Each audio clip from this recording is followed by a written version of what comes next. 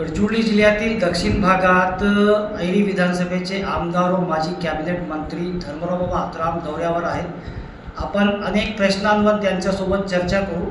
बाबा, सध्या खाणी संदर्भात माफिया जे आहेत ते धमकी देत आहेत नागरिकांना आणि जमीन न दिल्यास हिसकावून घेऊ अशी एक प्रतिक्रिया ही म्हणजे जमीनधारक किंवा शेतकऱ्यांनी दिली आणि कुठे ना कुठे जबरन जो ते जमीन घेण्याचे प्रकरण सुरू आहे, काय म्हणाल?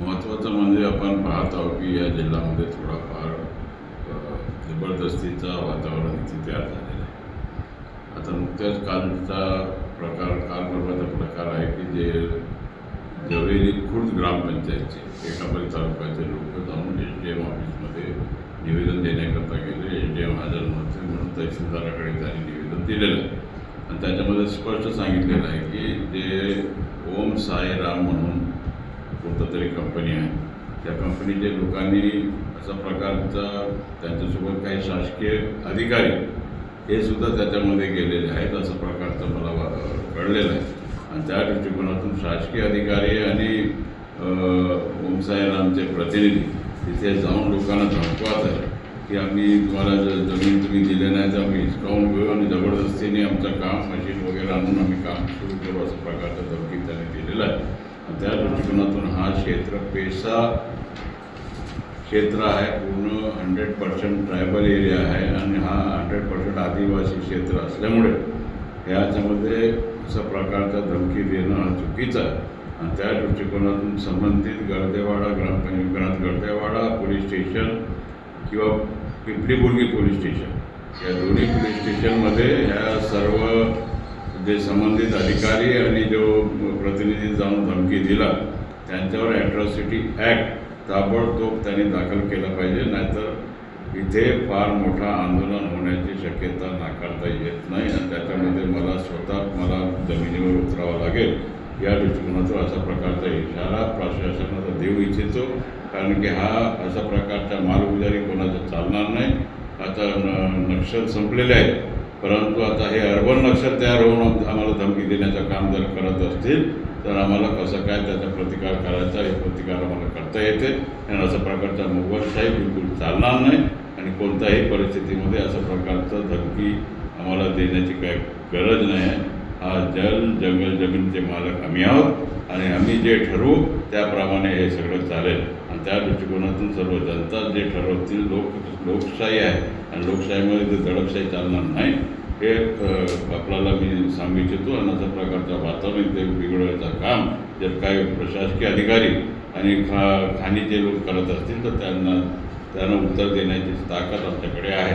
हे सगळं एक मधात थांबवतो की बाबा, तुम्ही या निर्वाचन क्षेत्राचे आमदार आहात तर हा मुद्दा विधानसभेत गृहमंत्र्यांसमोर मुख्यमंत्र्यांसमोर मांडणार का? आम्ही जमिनीमध्ये काम करणारे कार्यकर्ते आहोत, जमिनीवर आम्ही लढणारे कार्यकर्ते आहोत आणि कार्यकर्त्यांना जर त्रास होत असेल तर कार्यकर्त्यासोबत उभा राहण्याची जबाबदारी हा माझी आहे आणि त्या दृष्टिकोनातून आम्हाला कोणी धमकी वगैरे देत असेल तर आम्ही काही ऐकून घेणार नाही।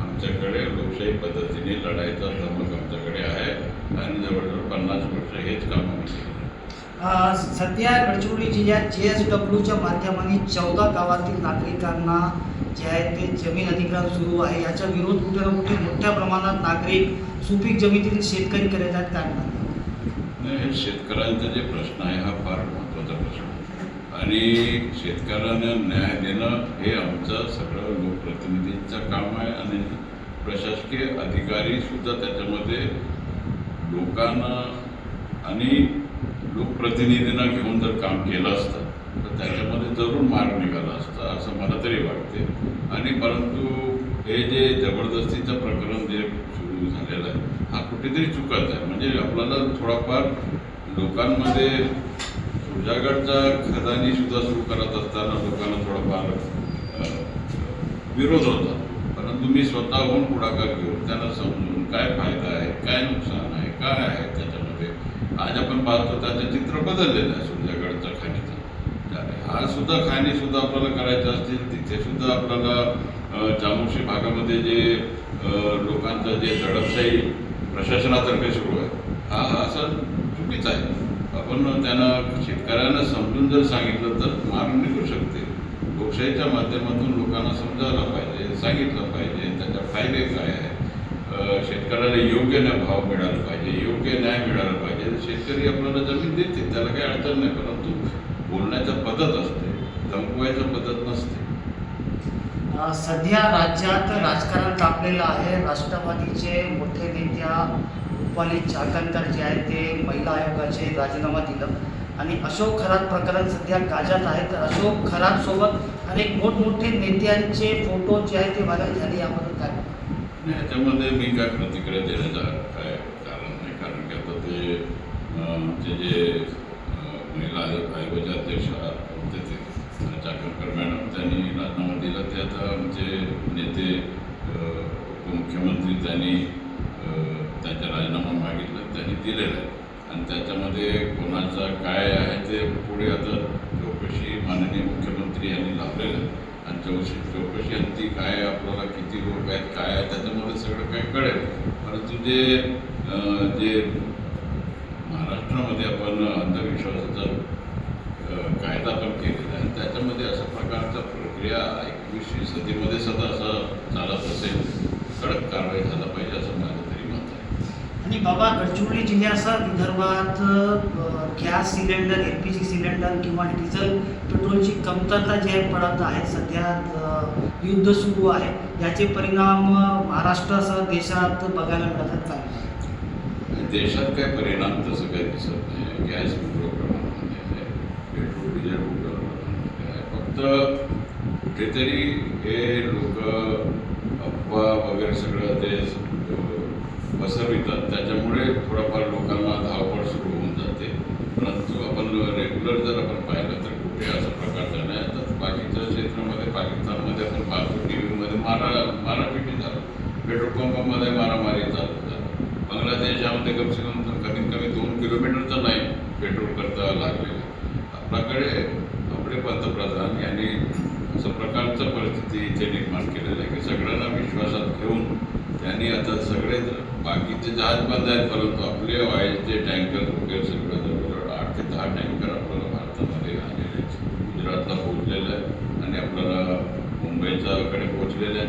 म्हणजे हा आपण मानला पाहिजे की कुठेतरी सर्वांना घेऊन चालणारा एक नेतृत्व या देशामध्ये आहे. म्हणून हे सगळं आपल्याला सोयीस्कर होत आहे आणि कोणत्याच प्रकारचा असा आपल्याला करायचं काय आवश्यकता नाही.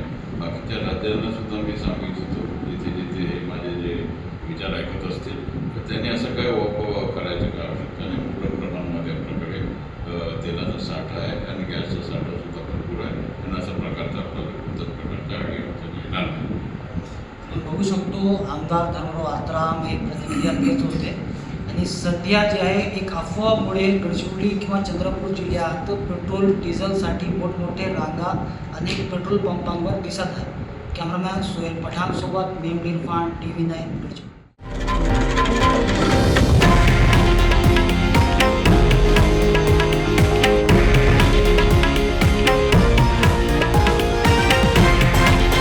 हे आहे देशातील नंबर 1 न्यूज नेटवर्क आणि आपण पाहत आहात TV9 मराठी, एकमेव.